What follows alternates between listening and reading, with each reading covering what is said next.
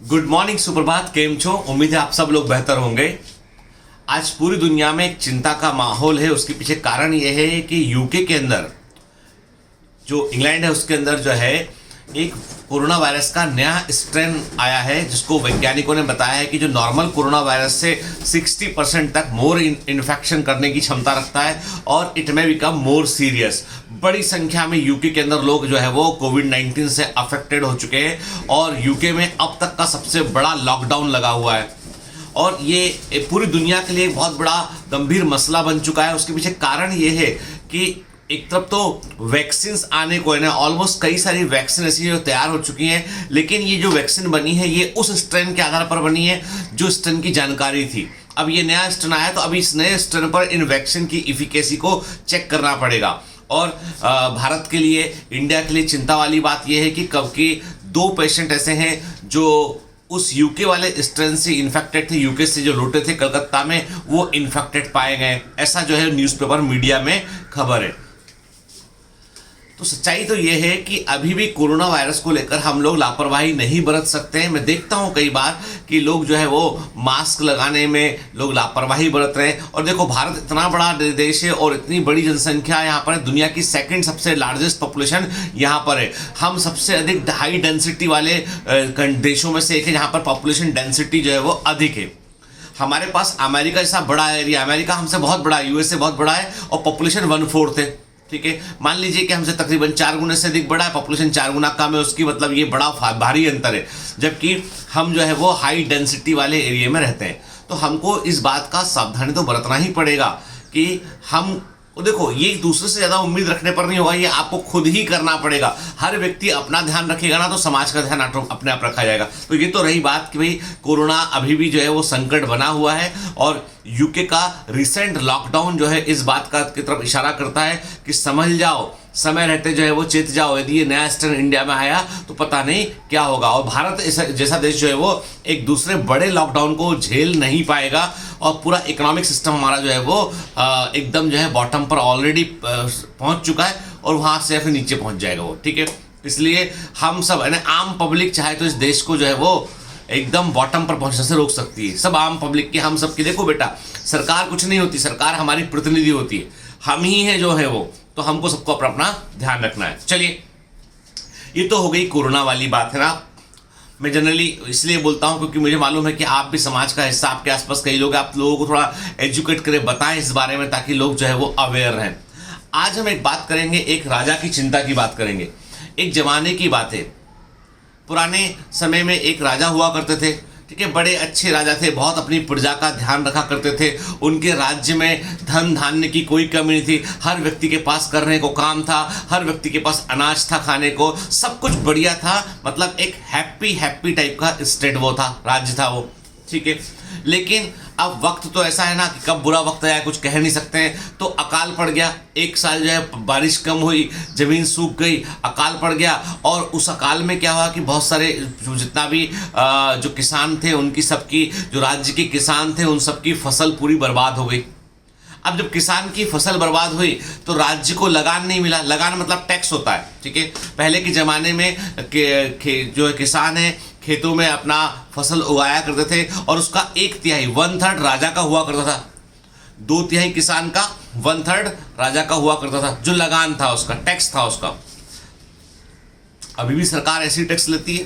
तो अब किसान अपना लगान नहीं भर पाए, टैक्स ना दे पाए, तो राज्य के धन में कमी आने लगी। अब राज्य को तो बहुत सारे काम करने पड़ते हैं आम पब्लिक के लिए, बहुत लोगों का ध्यान रखना पड़ता है। तो अकाल का प्रभाव जो है गंभीर रूप से पड़ा, किस पर? राजा पर पड़ा और उस राज्य पर पड़ा। लोग जो है वो, उनकी इकोनॉमिक्स प्रॉस्पेरिटी कम हो गई और कई सारे लोगों की डेथ भी हो गई अकाल से। और अकाल के चलते जो है वो आसपास के, अब चूंकि इस राज्य में अकाल पड़ा, इसकी इकोनॉमिक कंडीशन खराब हुई इसकी, तो सेना में कमी की गई, बहुत सारे ऐसे। तो उसके चलते आसपास से पड़ोसी राज्य जो है वो आसपास की जमीनों को भी अंदर लेने लगे, तो राज्य बड़े संकट में फंस गया। खैर, वक्त निकला। जब अच्छा वक्त नहीं रहता है तो बुरा वक्त भी नहीं रहता है। बुरा वक्त समय करते करते, काटते काटते जो है वो निकल गया और फाइनली अगले साल जो है वो अच्छे से बारिश हुआ, बढ़िया फसल हुआ। किसान जो अपने राजा को प्रेम करते थे, उन्होंने थोड़ा सा और टैक्स भर दिया उन्होंने कि भाई आप थोड़ा और टैक्स ले लो हमसे, लेकिन राज्य को सुरक्षित रखो आप। ठीक है, राजा सब चीज़ें नॉर्मल हो गई, लेकिन राजा बड़ी चिंता में था अभी भी।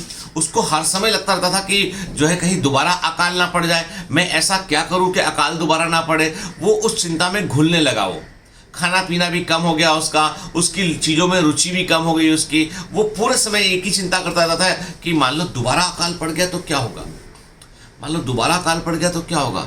इस बार तो जो पड़ोसी राज्य छोड़ेंगे नहीं मेरे को, और ये पड़ोसी राज्य तो बड़े बेईमान है। जब मैं संकट में था किसी ने मदद नहीं की मेरी, और देखो अब जब जो है सब ठीक हो गया है तो मुझसे जो है मिलने के लिए, निमंत्रण के लिए बुलाते हैं मेरे को, निमंत्रण के लिए आना चाहते हैं, मेरे राज्य में घूमना चाहते हैं। ये लोग बड़े बदमाश लोग हैं तो, और दुनिया तो बड़ी खराब होती है। राजा बड़ा टेंशन में, खाने पीने की सुध नहीं उसकी, और फाइनली ये हुआ कि उसको दुबला पतला होने लगा, वो टेंशन में रहने लगा। वो अब एक दिन अपने राजमहल से बाहर बगीचे में देखता है कि वहाँ बगीचे में एक माली काम कर रहा है। सुबह से शाम तक माली वो मेहनत करता है, और दोपहर में अपनी 2-4 सूखी रोटी खाता है जो घर से बनवा के लेके आता है, और शाम को वहीं जो है वो पेड़ के नीचे आके वो सो भी जाता है। वो चैन से रहता है, खुश रहता है, गाने गुनगुनाता रहता है, कोई टेंशन नहीं, कोई वो नहीं। तो उसको राजा को उसको देख के जलन होती है।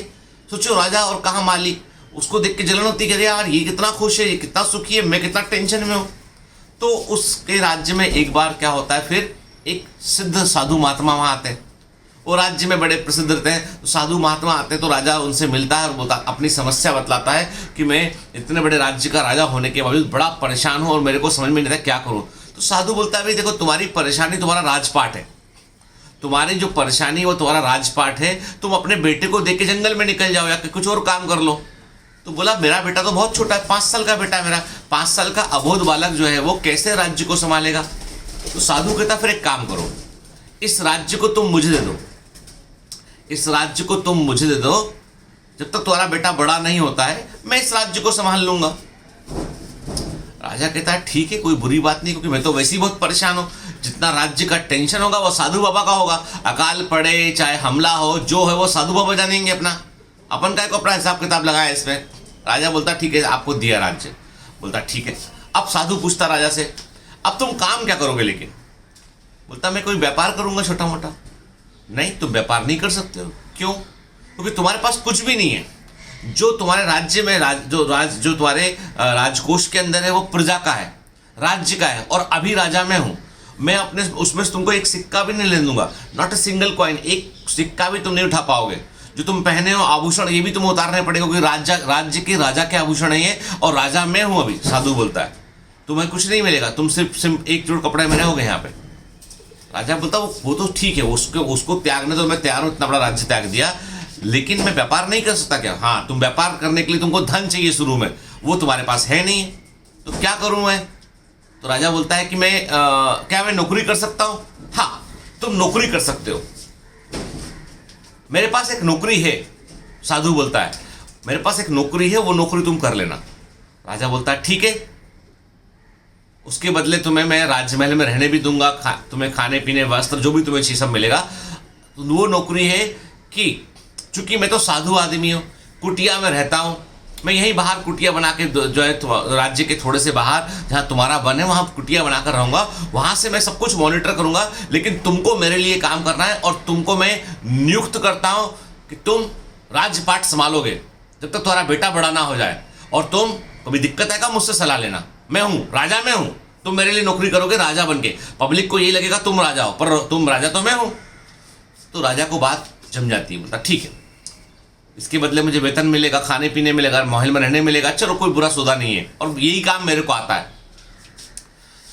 राजा अब राजपाट दोबारा संभाल रहा होता है। कुछ महीनों के बाद साधु दोबारा मिलने उससे आते हैं, बोलते हैं कि अब कैसा। बोलता है राजा बोलता है यार अब तो साधु महात्मा जी अब तो मेरे को नींद भी बढ़िया आती है, मैं खाना भी अच्छे से खा पाता हूँ, खुश रहता हूँ, गाने भी गुनगुनाता रहता हूँ, और मेरी प्लानिंग और मेरी जो सब कुछ चीज़ें हैं ना, मैंने गाँव में जो है नहर खुदवा दी है, कुछ वाटर स्टोरेज के टैंक बनवा दिए, सरोवर बनवा दिए, मैंने बहुत कोशिश की है कि ताकि रेन वाटर को हम हार्वेस्टिंग कर सके, बहुत कुछ करने की कोशिश की मैंने, बहुत दिमाग लग रहा है मेरा, और मैं बड़ा मतलब बेहतर फील कर रहा हूं। ये चमत्कार कैसे हो गया, पहले भी मैं ही था अब भी मैं ही हूं। तो साधु महात्मा ने एक बात बोली उसको, वो बोला उसको कि भैया ऐसा इसलिए हुआ है कि पहले जब तुम राजा थे ना, तो तुमको अपना राजपाट सब कार्य तुमको बोझ लगा करता था। क्या लगता था तुमको? बोझ। कि अरे ऐसा होगा तो मेरा क्या होगा। तो तुम पहले बोझ समझ के काम करते थे, इसलिए तुम्हारा काम करने में मन कम लगता था, इसलिए तुम्हारी सफलता की दर भी कम थी, सब कुछ करने के बावजूद तुम दुखी थे। अभी तुम जो काम कर रहे हो, अब तुम बोझ नहीं समझ रहे हो, तुम इसे कर्तव्य समझ के कर रहे हो कि तुम एक नौकरी कर रहे हो और उस जॉब की रिस्पॉन्सिबिलिटी को निभाने के लिए तुम्हें वो सब काम करना पड़ेगा, इसलिए तुम कर गुजर रहे हो और तुम खुश भी हो। इस कहानी से क्या शिक्षा मिलती है हमें? इस कहानी से यह शिक्षा मिलती है कि जो भी हम करें वो बोझ समझकर ना करें, कर्तव्य समझकर करें। मैं हमेशा बोलता हूं अपने कमांडोज को, अपने बायोमेंटर्स के स्टूडेंट को कि जब आप पढ़ते हैं ना तो ये बात सोचा कीजिए कि नीट निकालना है इसलिए पढ़ना है, आईआईटी निकालना है इसलिए पढ़ना है, मेडिकल एंट्रेंस के अलावा आपको जैसे आईएएस का एग्जाम है, बैंकिंग का एग्जाम है, कोई एग्जाम निकालना है इसके लिए पढ़ना है और इसके लिए तो इतना पढ़ना पड़ेगा, ऐसे करना पड़ेगा, इतनी किताबें पढ़नी पड़ेंगी। ये है बोझ जो हमने अपने मन मस्तिष्क पर डाल दिया कि ये तो ले लिया बोझ हमने। अब हम टेंशन में घूम रहे हैं कि यदि मान लो सिलेक्शन नहीं हुआ, इतनी किताबें पढ़ने के बावजूद सिलेक्शन नहीं हुआ तो मेरा क्या होगा। वही राजा का बोझ के समान बोझ। कर्तव्य समझिए, समझिए कि आपको उस मंजिल तक पहुंचना आपका ड्यूटी का हिस्सा है। मैं कहता हूं हमेशा कि एक सच्चे स्टूडेंट को एक रोबोट के समान व्यवहार करना चाहिए कि पढ़िए, लक्ष्य की तरफ आगे बढ़िए, मशीन के समान व्यवहार करना चाहिए। अपनी भावनाओं को एक तरफ रखिए, अभी केवल लक्ष्य के बारे में सोचिए, वही आप वहां तक पहुंचना आपका कर्तव्य ड्यूटी है, वो समझकर आगे बढ़िए। मेरी एक फ्रेंड है, वो इस समय एडिशनल डिस्ट्रिक्ट एंड सेशन जज है, तो मध्य प्रदेश के अंदर ही।